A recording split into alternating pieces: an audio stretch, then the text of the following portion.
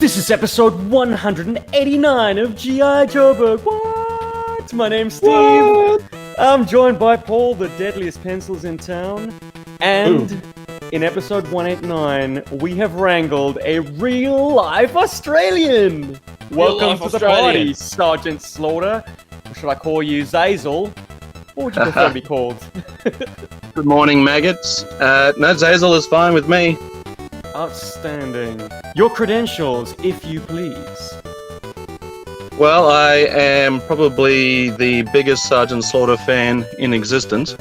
I probably have, if I'm bragging just a little, the biggest collection of Sergeant Slaughter G.I. Joe action figures that I've ever come across.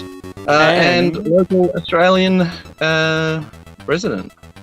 The most important credential of all. Now, tell me, Zays, this Sergeant Slaughter collection, do you have any specific collecting goals? We're kind of trickling in a little topic from last week, in fact. I believe there's a number, very specific number that you're trying to achieve with it. Yeah, that's right. Look, I'm trying to get up to 777 Sergeant Slaughter figures. That is quite a collecting conundrum in that I need to figure out how and what possible way I'm going to be able to achieve this goal. Wow. And it just rolls off the tongue so nicely. 777 Sergeant Slaughters. It's like poetic or some shit. It wasn't my original intent. It was just I managed to pick up a few here and there, and then an army started to build. And I actually saw someone had a really impressive Serpentor army. I saw that photo floating around for a while, and he had lines and rows of this Serpentor. I was like, hey, that would be really cool if that was Sergeant Slaughter. And then I just started hoarding my slaughters. I'm a slaughter hoarder. You're a slaughter hoarder. That rolls off the tongue well. Very poetic. Do you know which one is your original Sergeant Slaughter?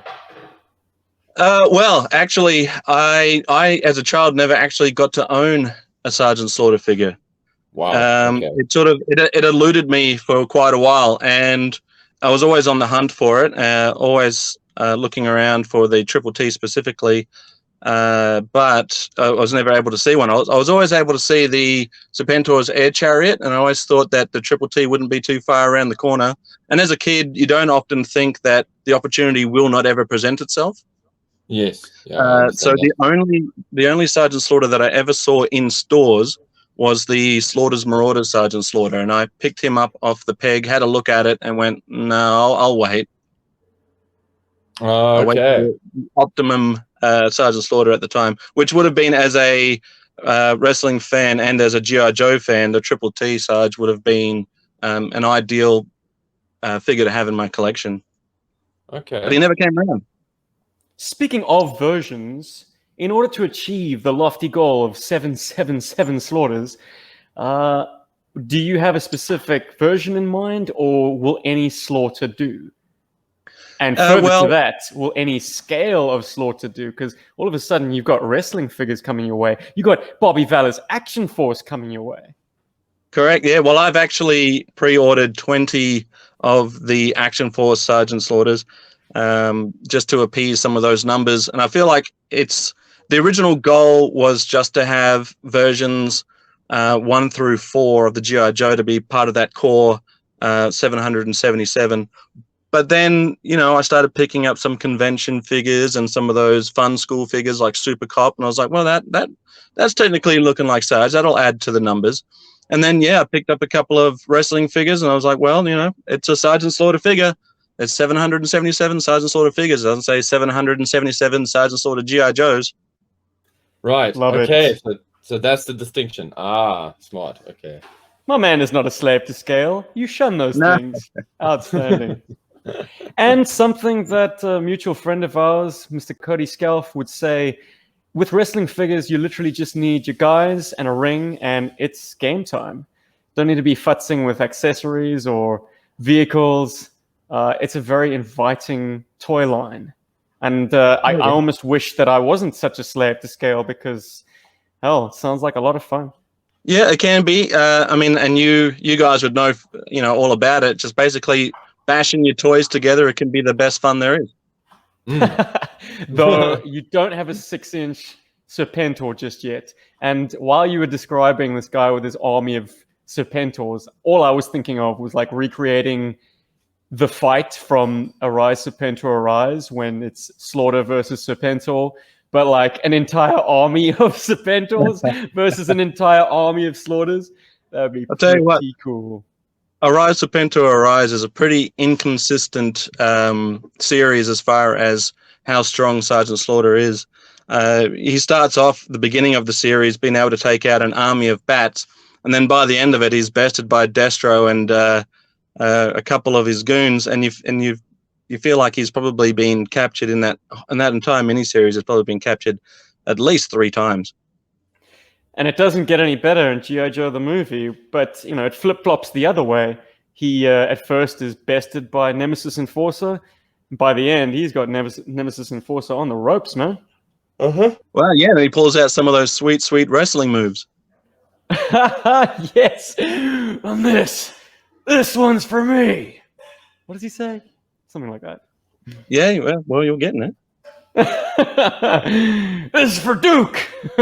Yeah, man. But we need the standard G.I. Joburg identikit on you, Zazel. I shudder to think there is a figure or character that can top the Sarge. But maybe we can learn a little bit about you by getting your runner-up G.I. Joe figure, your favorite Cobra figure, and your favorite vehicles from both camps. Alrighty, that's a good question, and I don't often get asked that question. Usually, it's why Sarge and why so many. So I would say the runner-up as far as G.I. Joe are concerned would be Wild Bill. I don't know. He's a cool-looking cowboy, and westerns are my second love outside of G.I. Joe. Then I guess as far as Cobra are concerned, I mean Crocmaster. Oh yeah, he just looks so cool. He just looks so cool, and he adds to the whole wrestling theme by being an alligator wrestler. So he makes a good foil for Sergeant Slaughter himself. Do you play wrestling matches with your G.I. Joe action figures too? Well, yes, I do. Actually, I'm one of the things that I'm currently working on at the moment is a monthly series based on the style of WWE, but with action figures in G.I. Joe scale. So I've been playing around trying to get the moves just right. I'm trying to get the angles just right, the set pieces just right, so it looks authentic enough to be look like a good show, but obviously not too pedantic that I'm too worried about hands in the shots. So does that mean you're presenting it in a play motion style? Dun, dun, play dun. motion style, that's it. Hashtag play motion. Yeah, cool. Let's make a trend. But you owe us some toys, man. We need to hear your favorite vehicles. Well, I mean, let's put the Triple T aside for a moment, but still, a Sergeant Slaughter vehicle, it's got to be the Warthog. It is just an awesome vehicle. It's a great troop transport. It's hefty. It really floats. And as per the catalog that you guys went through recently, I mean, it's so versatile. You're in good company here, Zazel, because I think Paul and I both have such high regard for that vehicle. I think it is probably, I'll safely say, our favorite tracked vehicle in the entire line. Oh yeah, definitely, without question. And it also holds the high esteem, should I say, of being my first encounter with Sergeant Slaughter as well, or as we knew him when we got ours, Sergeant Slammer. Sergeant Slammer, that's right. Yeah. The great thing about the Warthog is that it's just got that great dedicated seating area for its specific roles, but also, it's able to house as many troops as you can fit in the back, comfortably or uncomfortably. And it's got so many possibilities as far as playtime is concerned. But on the topic of Sergeant Slammer and the Warthog, I've actually got a bunch of file cards with other various international names. And one of the ones that keeps popping up is for the Warthog, and the name Sergeant Driller. Oh, Yeah, so that's a cool variation for the Warthog that I've found. is that like from his lesser known porn career, or? Possibly. It's a whole different Cobra clutch. All right, one more to round out the series. Your favorite Cobra vehicle, if you please, sir. That's a tricky one. I mean, I've always kind of liked the trouble bubbles. Ooh. But then I don't know. After seeing the Buzzbore in action today, that thing is brutal. And I got to play around with the stun recently, so that was cool too. And that's a pretty iconic Cobra vehicle as far as the cartoons are concerned. And I'd never held one in my hands before, but when I saw that, I was like, this is an awesome vehicle. I felt the exact same way. I didn't think much of it until I held it in my hands. And I was like, oh my word, this thing's a lot of fun. Oh yeah, All I right, got a kick out of it. We've danced around it long enough. I think it's time we started getting down to the brass tacks of why the three of us have been united here in episode 189. And forgive me, the timing of this episode is rather unique. My wife is frying something in the background, so that is that strange audio phenomenon you're likely to hear. That's cool. We've got the sounds of daily suburbia here with my dog going nuts every now and then. So I apologize. Or crickets that people think are their wheels coming loose as they're driving and playing us in their car. I mean, if it's happened in audio, it's happened here in G.I. Joburg. we don't believe in clean sounds. We're from Africa, man. Damn. Yeah. Well, I live in a high-rise apartment, so I've had to go literally into a cupboard, walk-in cupboard, close the doors, because if it's not house noise, it's going to be people walking outside the balconies or out onto the street level below. So if it's echoey, it's because I'm in a walk-in wardrobe. Oh, you're Okay. good, brother. Anyways, now that we've debated the sound and acoustics and clean audio, hey, this weekend was a pretty big one for G.I. Joburg. We are back in the play motion game. If you're a podcast fan and are completely oblivious to what we do on YouTube, we do like to film us playing with our toys. And we haven't done so in a good chunk of time. By my recollection, excluding, of course, the excellent collaborative feature, which was Element X, it's been a year since we've had a play motion saga to unfold for everyone. And it's not difficult to explain why. I mean, it's been a pretty rough year all round. Any plans that we had were pretty quickly squashed by the lockdown. I became exiled here in Australia, but I've now discovered the joy of this setting in a big way. And it is incredible to know that even in this kind of semi-remote part of the country, there is a serious hardcore G.I. Joe fan in the form of Zez Logan Phoenix, aka Sergeant Slaughter. How did we meet, dude? We got to chatting online, didn't we? You jumped on to a live auction that I was on at the time, and I recognized the name, and I was like, oh, okay, he's hanging about in Australia, which didn't surprise me because you were obviously well-traveled.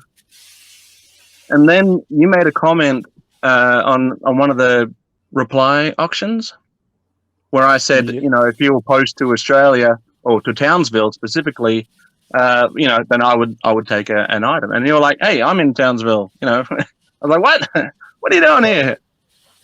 And then we immediately met up for drinks, and the rest is history, dude. We started concocting an idea for a play motion adventure that hopefully was going to be quite close to your heart, as it dealt with a cabal of characters that, through the connection to Sergeant Slaughter, you were all too keen on. Well, I think we both agreed on the fact that we would like to see the Renegades done respectfully and give them a moment to shine. Paul, I'm going to flip the mic over to you, man. I know you've been itching to tell a Mercer story forever. And that itch has been very contagious, because all of a sudden I started thinking, well, hell, this character has got a pretty interesting backstory, and yet no one seems to have touched it. Even our G.I. Joe scribe of choice, the grandfather of A-Raw, Mr. Larry Hama, no one seems to have shed much light on a Cobra defector that goes and hunts Cobra. Yeah, and it's kind of like tragic because every time he makes an appearance, when I refer to the comics here, I'm not even referring to A-Raw or A-Raw. I'm referring more to like Devil's Due. I mean, he makes a brief but awesome appearance in the G.I. Joe vs. Transformers series. And then, he's like really cool and he's badass, blah, blah, blah. And he's one of the reasons the Joes get like intel. And then later on gets torched. And I only remembered this now because I've recently reread that issue. So somehow that concept like stuck in the back of my mind. And I know that a lot of that kind of set the stage for some of the story that we were creating with this series. And but I really, really love Mercer. I think he's such a cool character. I think he's a very unexplored character. He's very mysterious. That said, there's a lot of G.I. Joes that have a lot of mystery behind them. But I just felt Mercer was just... He's not just like the typical kind of bad guy becomes good guy kind of character. There is a lot of depth there, and there's a lot of stuff to explore. And the fact that they did two Mercer figures, that's something. I mean, we touched on that on an earlier podcast, and I think it was then that I started really getting the ball rolling in my mind for like, let's do something with Mercer. I want to put Mercer in something. I've got to do a Mercer show. I've got to, And then, credit to our buddy JD Onesie, who in that very same podcast clued us into the fact that these two Mercer versions have two different file names, and in all likelihood are two different people. I mean, you could play it either way, that it's kind of giving him a witness protection name, a kind of a different alias, or you could play them as two different people. Certainly the head sculpts, I mean, look, let's be fair. If 1987's Mercer becomes Mercer V2 in the short span of 4 years, damn, son. Becoming a Cobra defector has aged him something, because he's looking weathered. And I always thought that was quite interesting because Mercer V1, he looks like the rookie. He looks like the new guy. Yeah. I mean, in spite of his magnificent widow's peak. I mean, that's a classic receding hairline if I ever saw one. As for the rest of him, he's this smooth-faced punk who then becomes this grizzled, pitted warrior by 1991. The initial concept you cooked up, Paul, was that Mercer needs a buddy. He needs to lose his friend to Cobra, and that sets up his thirst for revenge. He created a relationship, a brotherhood, that he has more loyalty than the organization. Yeah, and to make matters worse, it's the organization that tears them apart. So he is filled with revenge and wants to burn the whole thing down.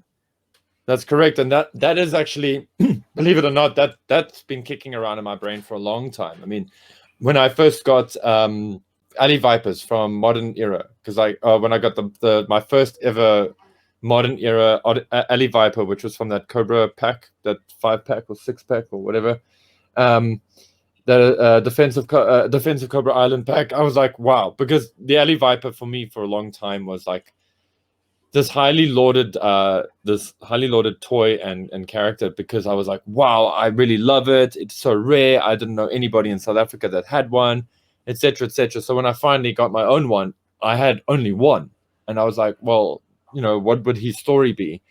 And not too long after that, Pursuit of Cobra just dumped a whole bunch of Alley Vipers on us. And so, it wasn't long before I had a squad. And I started coming up with this concept or what I like to call the Cobra Blackhearts.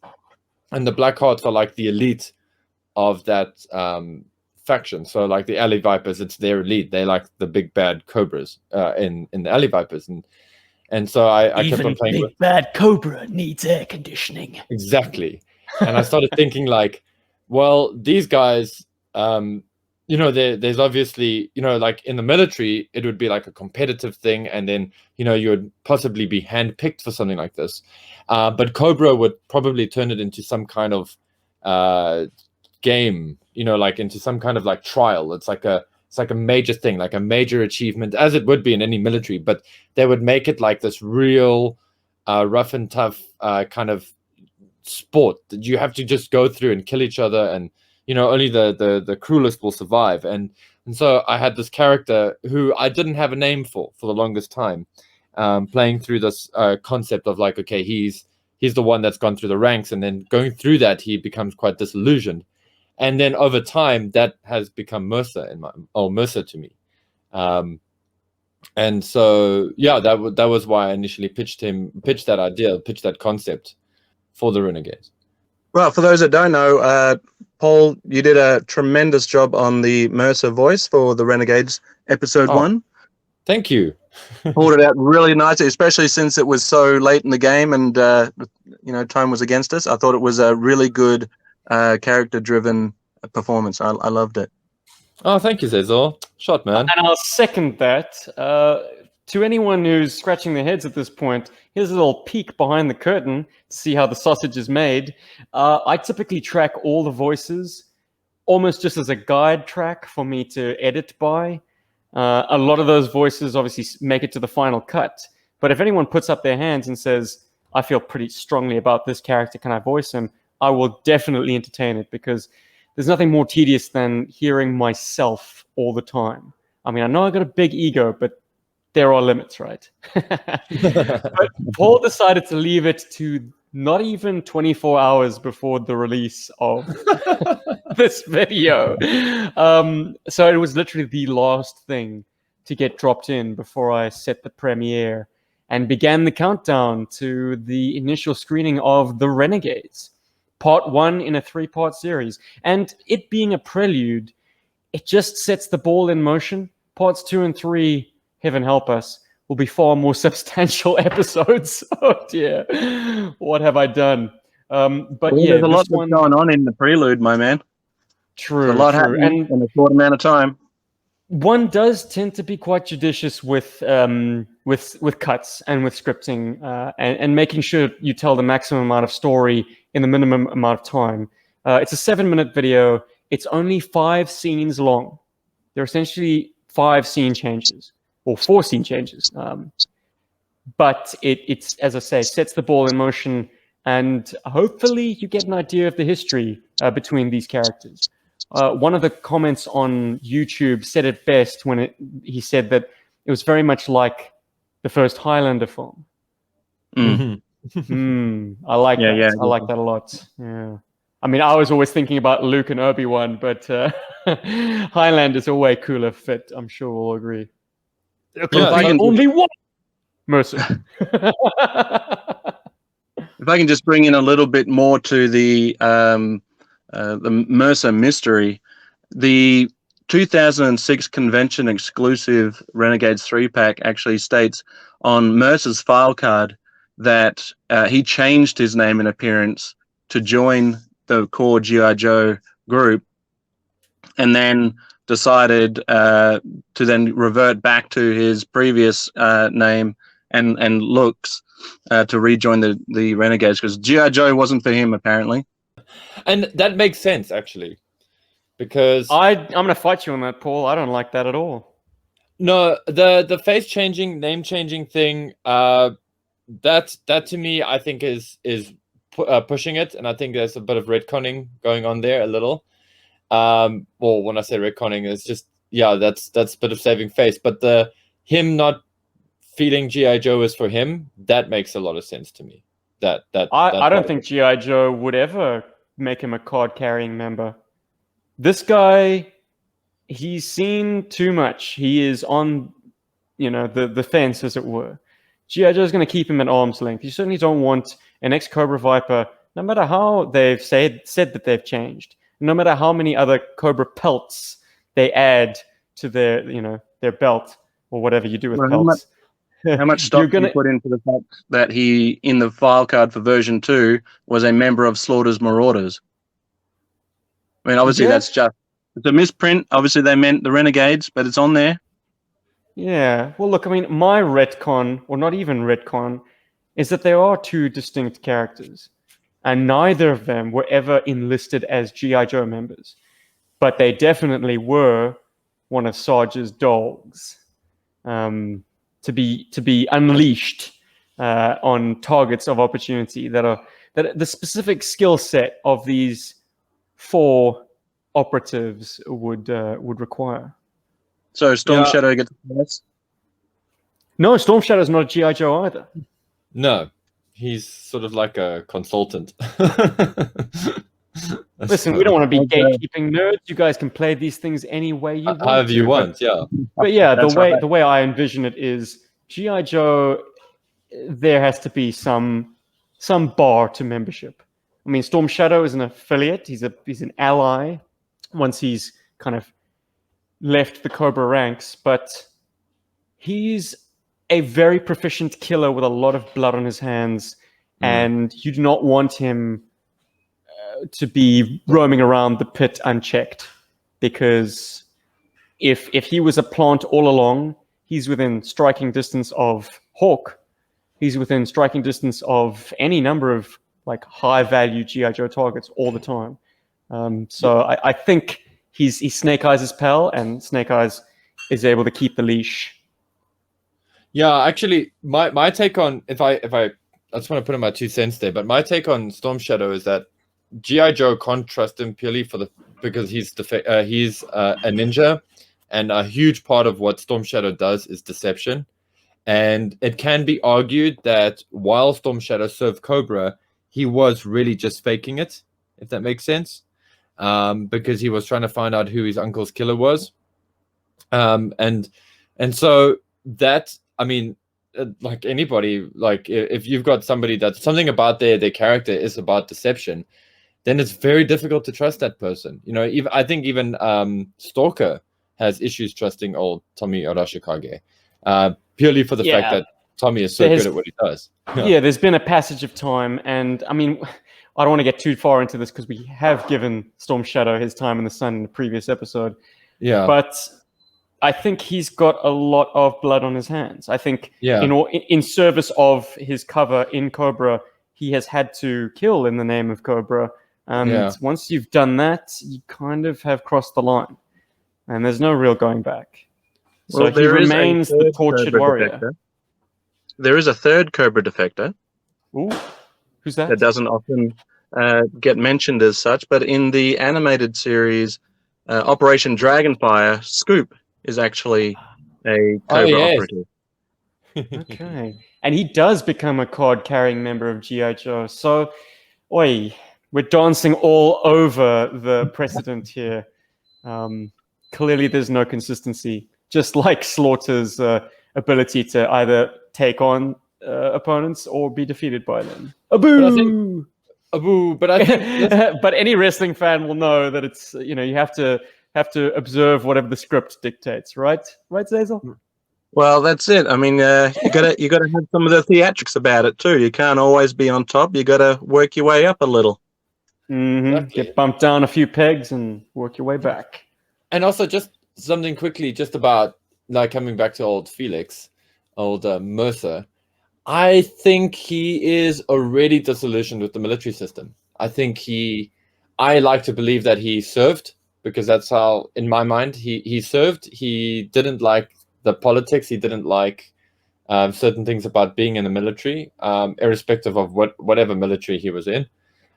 Joined Cobra, found that it was the same kind of bureaucracy, same kind of bullshit, honestly. And with G.I. Joe, I'm sure he sees the same thing there. So I think, being part of the Renegades suits him just fine. I think that's the gray area in which he can function in.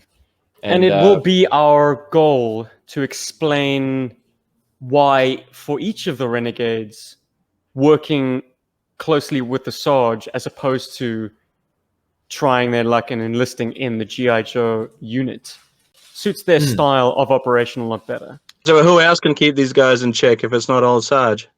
Yeah, true. Very true. Precisely.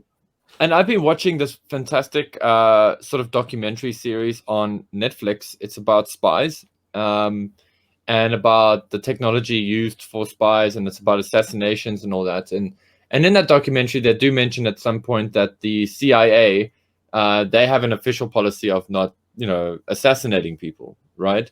And that I mean, I'm listening to this, and it's like, it's interesting because, I mean, that was their policy sometime in the 80s that came into play, if memory serves. And yeah, so I think about the Renegades, and I'm like, technically GI Joe is clandestine. They are a special branch. They can operate under their own thing, but at no point are they ever given the order, that, to my knowledge, that they have to like kill a specific target. And I think that makes the Renegades kind of sort of a wet works kind of operation as well. They do a lot of the sort of wet work, the horrible stuff, the stuff that can be disavowed, and they can be disavowed. Their existence can be disavowed. Oh, yeah, no doubt about that. Just taking a little peek at the letters page, so to speak. We're kind of back to front on this episode, and we're going to do a little postbox the pit to further the discussion on Renegades. We had a lovely string of comments that is, in fact, even doing it a disservice. The response has been awesome. Thank you to everyone who took the time to comment, be it on the YouTube comments thread, on the Facebook thread, people who commented on Instagram, Twitter. Thank you. We never really anticipate how warm the response is going to be. Like, I do this stuff because I need to. I need to get it out of me. But the fact that people have responded so warmly it's a testimony to how great this community is. Anyways, let me stop waxing sentimental, because you're beautiful and I love you. But the one response that I'm going to read out kind of has a twist in the tail, and I think it sums things up quite nicely for anyone who is strangely drawn to this emerging art form of playing with your action figures in front of a camera. This comes to us from a guy called Ian Bittner. G.I. Joburg, I suppose it comes from playing with toys as a kid, or maybe not, but I really enjoyed the choreography in your video, even though it wasn't stop motion, which is all most people use action figures for anymore in visual entertainment. And hands were visible at certain points, which I don't mind. I found that though I have been somewhat conditioned to enjoy the flawless and seamless production of high-end professional entertainment, this really worked. You have a solid understanding of conveying emotion and suspense with lighting and camera angles, but when I saw your hands guiding the vehicles and could hear footsteps being conveyed by little sound effects made by vocal noises, it brought back a sense of nostalgia. I don't know how to put it, but it was adult and childlike at the same time. And I mean that in the best way possible. I hope to see more beautiful work. Hey, if that doesn't warm a guy's heart. Oh, yeah. And that was exactly my sentiment too when I first started watching the Joburg play motion videos. It's like, these are live action G.I. Joe cartoons, but they're also, as if you were playing them yourself. And to be able to have the experience of seeing all of this happen behind the scenes, I got to tell you, as a fan, I was in awe. So thank you. In awe of this grown man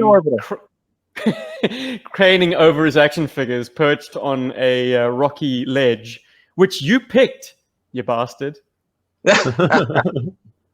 We did a location scout on one of our hikes, and Zazel led the charge. You found this section, and I was like, actually, that will do nicely.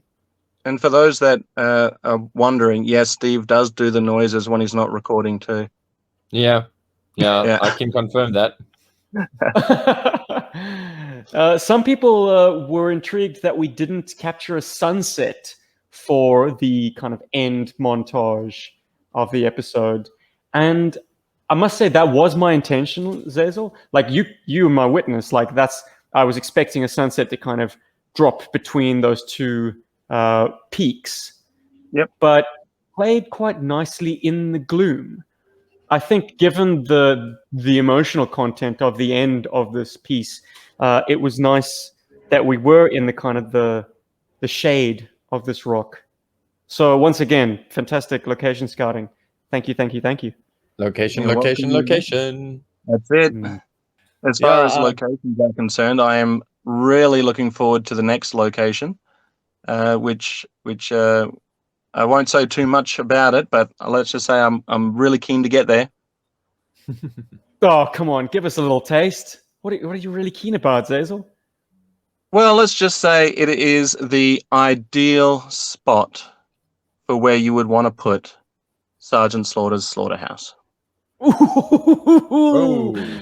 Yeah, it's like a location that is a character in its own right. I can't wait to get started on some of that stuff. And I hope everyone listening to this is in for the ride, because we're going to have some fun, guys. G.I. Joburg is back in the PlayMotion world, and we couldn't be happier. And like, dude, I'm excited. It's great. Again, it's great to be. It's great to make music that has a target, a purpose. Right now, I've been like making lots of tunes just for like giggles, but it was cool to make like tunes for this episode as well. And then something I just wanted to mention, just coming back to the comments. No, come on, buddy. Music. What tracks did you craft for this? Ladies and gentlemen, Paul is our exclusive beatsmith.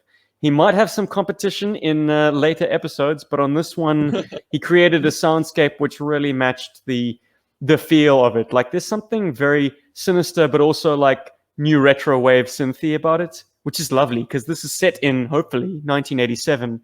And, oh, man, it's cool. It is cool. Congratulations, Paul. Oh, thank you, dude. I like to see it as assistance rather than competition, because it is cool. Like, I mean, you know, when you're trying to make anything creative and you have to make a lot of it, you can sometimes feel burned out, and then you get kind of precious about stuff. So you like, I did this Renegades track, which I thoroughly like. I enjoyed, and I enjoyed making it, but I labored over it. It wasn't something that like happened for me in like 2 hours. It was something where I got like a riff, and then I had to figure out how this was going to grow, and it was quite challenging. And then I decided I was going to give myself this. After seeing some of the footage that you did, I've got an old track called like Hot Sunset. It's not that old; it's about 3 or 4 months old, and it's a really, really like chilled out kind of synthy kind of vibe. But it's a little too optimistic for what we wanted to do here. So I'm hoping we can use it for the credits scene, because I think it'll work so well there. But yeah, like when I was coming up with the Renegades thing, I wanted it to be dark and aggressive, but then also like sad in a way. I don't know how much of that I got across, but ominous is actually more correct than sad, because we're dealing with essentially a bad guy's story here. I mean, you know, and we're going from light, or from dark to light, or maybe we're going to light. I don't know. You know, I don't want to say too much, but that's kind of the thing. So I'm kind of playing it in my head that, you know, as things possibly get more optimistic in the story or lighter in the story, I'm hoping I can make sort of happier sounding ominous music. But yeah, that was a lot of fun. I also had to hold myself. You know how many times? Sorry, like I know, like this is how my brain switches every now and then. But you know, the amount of times I had to like pull back, where I was making this track, and I was like, "Wow, this is a real banger," as in like a dance track, and I was like, "It can't be that." I was like, I didn't want it to be that for this. I wanted to try and score it as much to footage as possible. And so I also waited, you know, when I saw that first piece that you sent, that also helped a lot. I mean, like location, right? And that location definitely fed a lot into the production of this track, you know. So yeah. So did guys, you want to respond to that letter from Ian? I did. Well, actually, not directly to Ian, but actually just to the chat box or to the comments in general. It's so cool, and this is how I know that what we're doing with this series is working, or at least resonating with folks. Aside from the positive comments where people are like, "This is so great," the speculation. Like people are speculating what's coming next. They're like, oh, does this mean that this is gonna come, or does this mean that you're gonna do this, or I've always wanted to explore this, or it's so great that somebody's going into the history of this character or whatever, and that has been really, really rewarding. Seeing that come through. Well, we are not hamstrung by a publisher demanding that the story involves Snake Eyes in order to sell books. Yeah. Or films or animated series. Like, we can go deep into the roster and tell these stories. So everything is fair game, guys. Anyone is on the table. Make requests of us. Might take us about 10 years to get around to it, but we hear you. And we would also encourage people to start making their own films, as people have done. Uh-huh. You know, the G.I. Joburg Special Forces outlet existed and continues to exist as an opportunity to publish your videos on our platform. And it's an eclectic mix, but it's beautiful chaos, and I love it. Yeah, totally. Totally. I'm hoping that this will also give those Renegade fans something that they can really jump up and down for, and give them something they want to see, but also, you know, have a few twists and turns in there to keep it interesting. But even those that may have overlooked the Renegades as a sub team, I'm really hoping that they come on board too, and maybe see them in a different light, and maybe make fans of them. Well, I can assure you, Zazel, we're going to move a few Mercers, that's for sure. Yeah, and I was going to say, like, this is going to make getting Mercer version 2 so much more difficult for me now. Soz, I was going to bring him up as our new shit section, to be honest. Max props to my man, Robert Kalupatan in the Philippines, for hooking me up with the Mercer V2 that was featured in the Renegades. Sweet, sweet figure, but needed the slightest of touch-ups, courtesy of Mr. Phoenix over there, for getting me the Silver Sharpie. His entire chainmail right arm is silver sharpied because of a little bit of sun damage on that arm. I mean, it's a very pale white, if you can believe it. And so the entire arm has been silvered up. I was honestly surprised when I held it that was Sharpie. I couldn't believe it. Well, bro, you have opened my eyes to how incredible a Sharpie marker can be in touching up, particularly the metallics, which as we all know, are quick to rub off. Yeah, and I was going to say, like, I feel like you need to dub that thing Sharp Scalibur or something, because it is not the first time you've mentioned its awesomeness. I feel like the Some Assembly Required dudes need to also get ourselves some Silver Sharpies and Silver Sharpie something. We should get you on there to, you know, enlighten us more. I've always loved this guy's face sculpts, to be honest. Mercer V2, yeah, he's seen some shit, man. It's terrific. You can read a lot of emotion into that. I mean, you can bemoan the 90s figures all you want, but the head sculpts are superior. There's no denying that. And you can see it in V2's grimace. It's a good face. And it's a head sculpt that I first encountered with the Fun School version, which Rob picked up, and I gravitated towards it. I took that head out and used it as often as possible. In fact, I had a custom character who was Eco Warriors Flint in his younger days. And then in flash forwards to like the future, I swapped out the head for Mercer V2, who in the Fun School version doesn't have brown hair, but black hair. So it's the perfect older version of that Flint head. Gnarly. And that Flint head actually is also quite, you know, he's got some deep lines around his mouth. He looks like he's seen some years too. So terrific head sculpts all around. Yeah, the 90s are cool for that. And I'm hoping for episode 190, we can maybe do a bit of a 90s flashback. Not make it all about the 90s, but it would be nice to do a 90s flashback, because that is the transitional period. That is the gray for G.I. Joe. That's when like it started going from 1980s the rift. The rift, as it were. Yes. Shall we reach into the mail bag one more time? Yes. Or Yes, please. And I've even got one on Instagram as well. Oh my goodness! All right. Dialing the clocks back to our Benelux catalog review. Last week we also saw the release of the third and final part. If you're interested, they are available on your podcatchers, but they really are ably assisted by the images. So I'm going to make a stronger push for the YouTube versions. But hey, whatever. Let your ears devour it both ways. Nathan Webb says the only good thing about the Armadillo figure is that if you swap his arms with V1 Storm Shadow, you get a cartoon-accurate Storm Shadow. Hey, isn't that great? Yeah, because for whatever reason, Armadillo's got those arm wrappings. Huh. Wow. I'm picturing it now, and it's perfect. I'm actually trying to hunt down an armadillo myself. There's something about that bucket head that, I don't know, it really speaks to me. Kind of looks like the Doom guy from the original Doom. Yeah. Kind of got a bit of that vibe to him. Oh. Plus, he would make an awesome-looking wrestler. Yes, he would. Yeah. He would.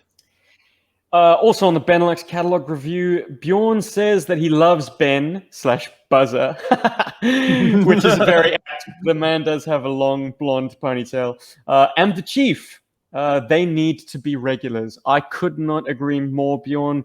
We would love to see more of Ben and the Chief. And I'll let you in on a little secret. Something might come of it or nothing might come of it, but they are both head over heels crazy about play motion. So they might be contributing something. I don't know. The door is always open, but they're very, very hot and heavy for the stuff now.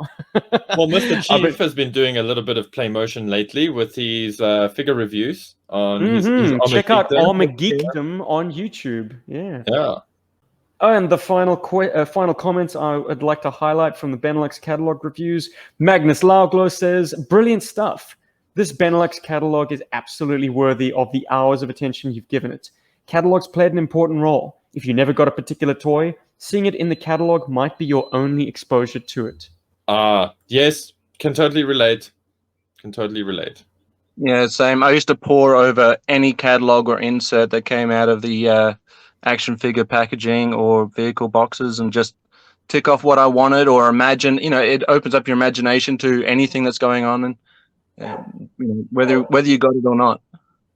It's also rather punishing when you see what incredible toys are on offer and don't encounter them in your own stores. You can only circle a triple T so many times in a catalog before you start getting disappointed you don't actually have one. For me, it was things like the Phantom X19, like the big boys. Like this stuff looked mythical in the catalogs, and we never saw it. But boy, oh boy, was it tantalizing to know that it existed. God bless the internet, boys. It's all at our fingertips now. Switching over to Instagram, Shin Kuragami says, I never noticed Mercer V2's uniform is very similar to the Viper V1 uniform.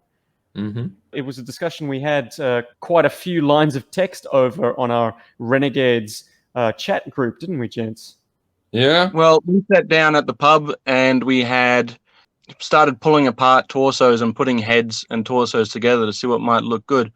And yeah, there's something about that torso that just felt like we've got to use it. If we're not going to use it now, when else are we going to use it?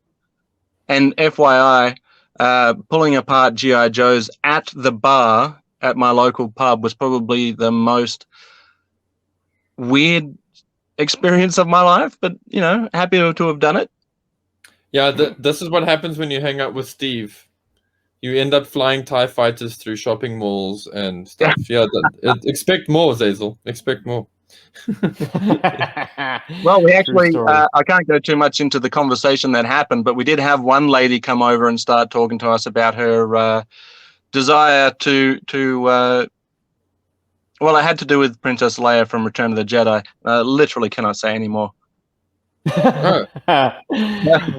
She definitely had an interest in our plastic fetish. That's right. Oh yeah. Help me, Obi-Wan. Very hands-on. Help me, Obi-Wan Kenobi. My only hope. Paul, what you got for us in the letters bag? I've got a DM from Mr. Cabal, Mr. Dave Cabal, longtime Hello, Dave. Longtime supporter of G.I. Joe Berg, and he And lover of Flint. he posted in response to at G.I. Joburg collecting goals, I just want any of the figures and vehicles that was on the Sunbow or Deke cartoon. I might sell off everything else. So yeah, that's pretty cool. That was interesting to hear, because that's kind of what I was trying to touch at. Like, what is important for you as a collector? Is like having everything important, or is it having the right things important? And it was interesting that Dave Cabal is like sitting here going, well, you know what? I might just keep my Sunbow stuff, the stuff that just, connects to the cartoon, and that's what brings him joy. So that was cool. They do have a special glow about them. They do. The guys that got characterization in the toon don't have these question marks hovering over them as to how they interact with each other and what their character traits are. They already know. They're fully formed. They have inner life. It's easy to kind of take them into your hands and imagine their world. Whereas, the guys that didn't see any screen time, it's tricky, man. I totally get you, Dave. But if I was to do what you propose, it would mean no more Shockwave. No more Phantom X19. Forget that noise. Well, I mean, if you count the Sunbow animated commercials, you might have a little bit of wiggle room. Oh, those few frames. I live for that stuff. I mean, I don't want to... As someone who's got a pretty odd collecting habit of my own, I mean, I'm always on board for anyone else's collection. All power to you. If it brings you happiness, go for it. Yeah. Also, I mean, this has just been a general consensus on Facebook with relation to our collecting goals episode. I've seen a lot of I've seen some praise here and there, just in terms of they really some of the guys were just saying they really appreciate it because they feel it's important, because it is easy to get off track on with stuff like that. It is easy to always chase the new hotness. That's a summation of what I was reading. I don't want to access my phone right now in case it blows up with messages. Oh, damn, right, son. It's a popular time to be a G.I. Joe Berg creator. But to close the chapter on the letters page, as it were, here's a whimsical one from Dabuya J on our collecting goals. Paul, you'll be happy to know that he wouldn't mind hearing a He-Berg and the Masters of the podcast if you want to launch out. I don't know if I have much to say on the topic of He-Man. I don't know either. But it's good to know that there's a hungry audience waiting for it. If you'd like to get a hold of us, guys, check out anywhere we are social. But if you want a long-form email and you really want to get our attention, you can mail us at arealsouthafricanhero@gmail.com. And we are waiting patiently for our first voice note. So if you'd like to get your voice on an episode, keep it around 30 seconds, but you can include a clip, a voice note, a question, a request, anything you'd like to say, and we will gladly let it play. Just keep the expletives down to a mild roar. I mean, I know we drop new shit all the time, but all shit's gonna get real. But let's keep it real. Let's keep it real. PG-13. Yeah, I do know that there are a few kids that listen to this, and bless those parents for allowing it, because we are uncensored. And I think on iTunes we have an explicit banner, just as a kind of a general warning. So there's that. Well done. Nice. Anyways, gents, closing thoughts on the Renegades, the process, anything that springs to mind, any funny stories or anecdotes from the shoot? I sent you a photo of one that I sneakily took of you while you were down in the thick of it. But today, I guess one of my crowning achievements was laying back down in the mud, staring straight up at the sun and watching a tomahawk fly over. Oh, that's a cool whet feeling. Your appetites, gents and ladies. The tomahawk is coming. Of course it is, because wherever Stephen is, there has to be a tomahawk close by. So. I started writing a tomahawk review, something that I have started about a dozen times, over the last 15 years. Hopefully I'll be able to see it through this time. But I realize, guys, like, it's not a critique because I can't be critical of the Tomahawk. It's not a review because I can't be objective of the Tomahawk. I guess it's just a love letter because I can do nothing Well, you were staring but... at it today like you were in love with it, mate. Mate, it was on the back seat of my car right beside the baby seat and kind of makes me question, like, which one do I love more? Well, you can't love a baby seat. I'm kidding. Jeez, I just got shot the most dirty look by the wife, who is heavily pregnant at the moment. Once this little guy comes along, step aside Tomahawk. But at the moment, she's the best toy of my life. I cannot put it in simpler terms. I've made peace with the fact that this is the greatest. It's unsurpassed. Yeah, beautiful. I know. Kim just literally did the in love emoji with her face right now. Aww. Yeah, there you go. So sweet. I know. She's sending me up. Paul, how about you, brother? A few notes that I want to put in is, firstly, there is a limited edition The Renegades t-shirt that has been released. It's only going to be up for like 2 weeks. So if you want one, grab them while they're hot. And you want one because I really am not going to do it again. And I also, and I only want it to be up for 2 weeks because I want to make space for a second shirt in that same line. So, I know I want to make a meal out of it, but I think Renegades is something really cool, and I would love to have a Renegades t-shirt as well. So yeah, guys, get on that if you want. You can find them on our Teespring. So that's gijoburg Teespring. So are we doing a limited 3-part t-shirt series, Paul? That's kind of what I'm thinking of. Not thinking of, that's what I'm moving towards. It's actually going to be more like 2 t-shirts. So it's going to be the Renegades logo shirt and then the next mystery shirt. So it's and that one's it's not going to be it's technically an OnlyFans shirt, right? I mean, but without the nudity, because OnlyFans now means a whole bunch of other things, right? Or fans only or whatever.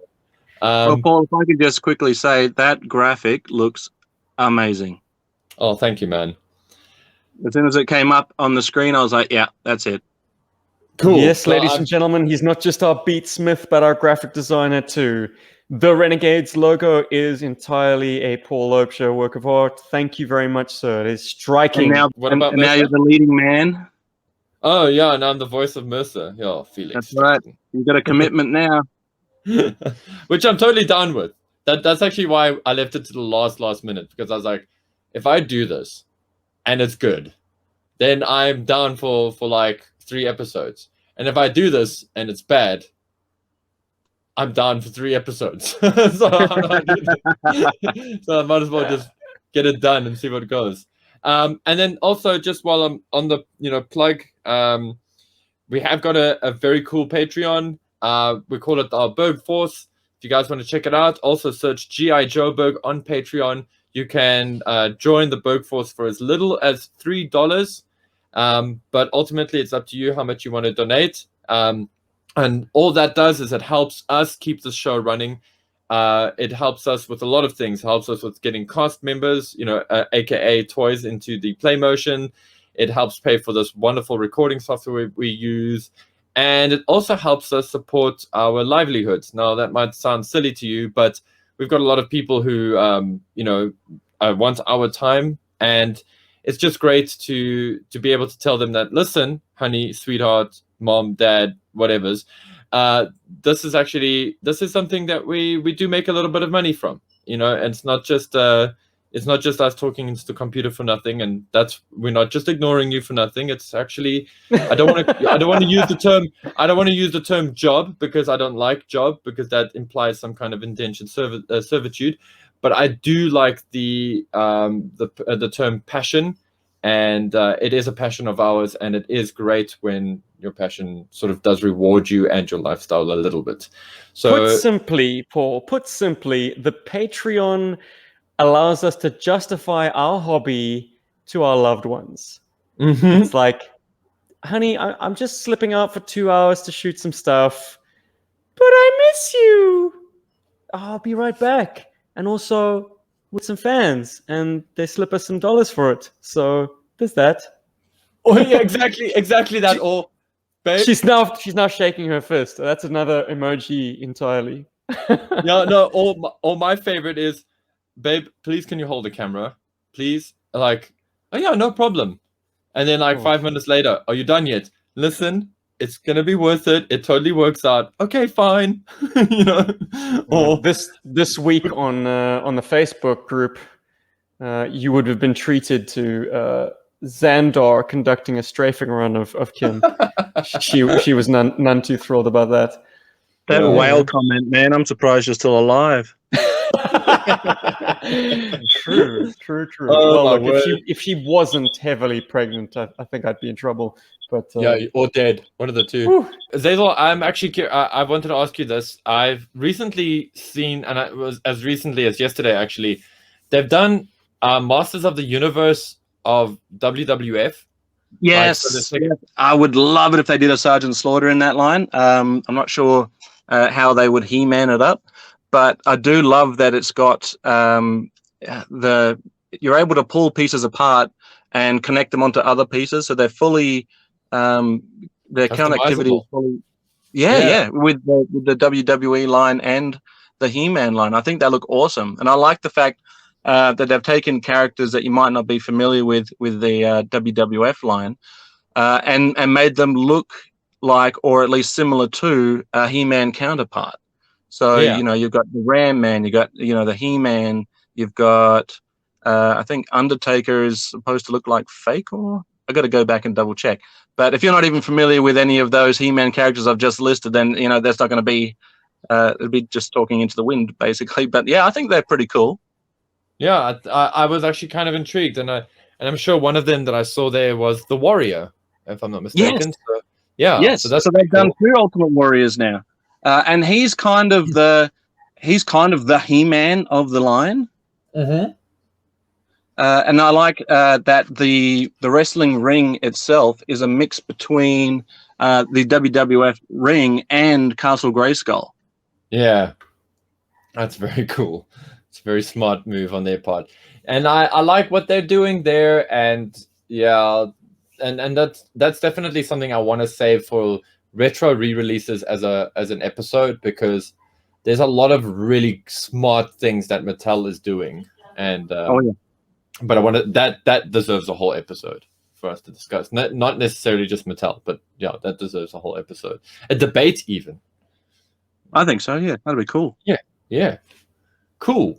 Anyway, that's me, guys. I've got nothing left to say. I'm just excited to do work on the second episode, actually. Mm-hmm. I know it might be on most people's lips. When is it dropping? I wish I had a definite answer. I mean, if we were a professional outfit, we would probably be able to nail down a release schedule. But because this is kind of done in the stolen hours between lunch and dinner, or taking the family shopping, or whatever happens to be on the agenda for the day, it's a case of like chipping away at the iceberg until it's ready to sink the Titanic, basically. Whatever that means. Whatever that means. On the way out, gents, once again, I'm strangely drawn to this, like a moth to the flame. But SEO Toy Review did another great video chronicling the best figures of 1990, as voted by you, members of the G.I. Joe Real American Hero 1982 to 1994 Facebook group.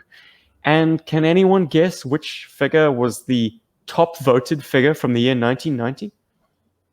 Well, Zazel, go ahead. Yeah, you go first. I did see the picture for it was the Sergeant Slaughter Command Ring catalog, so that drew me in. So I'm struggling though to remember who was at the number without Sergeant Slaughter in it. I lost interest. But who was it? No. I give me a chance. I want to guess. Of course. I just want to look at the roster again, just because unfortunately my memory of the 90s releases is really bad. I mean, if you think my 80s memory is bad for this shit. Wow, I would say the best figure to come out of that line are easily between, in my opinion, easily between Undertow, Range Viper, or the Night Creeper. I think it has to be one of those. Paul, the top three, gentlemen. Salvo in the third spot. Bullhorn in the second slot.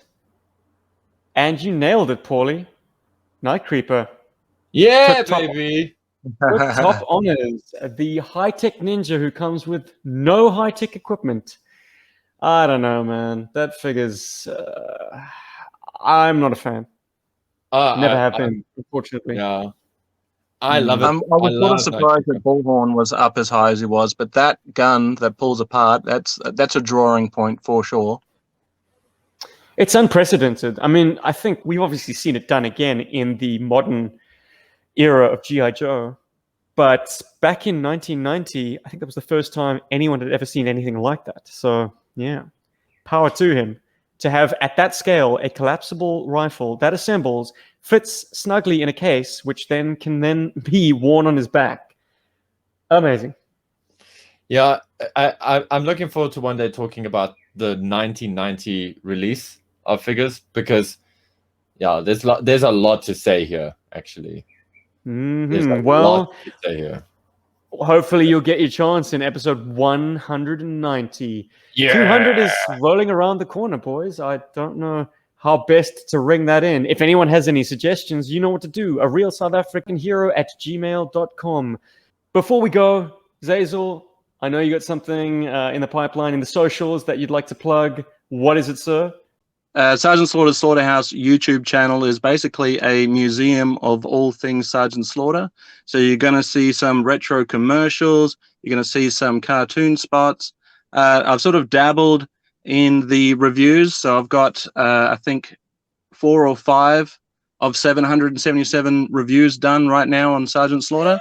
And wow. One last thing to come along, it will be the WWO, which is the World Wrestling O-Ring, which I'm hoping to do every month. So stay tuned for that. And if you're so inclined, come over to the Sergeant Slaughter's Slaughterhouse Facebook group and join the conversation there too. Cool. Excellent. You know where to go, guys, if you are mad about the Sarge. And I find it very exciting to know that you are actually going to have some play motion wrestling matches. That sounds like a winning recipe, if you ask me. World Wrestling O-Rings. It's going to be... That's it. Stay tuned.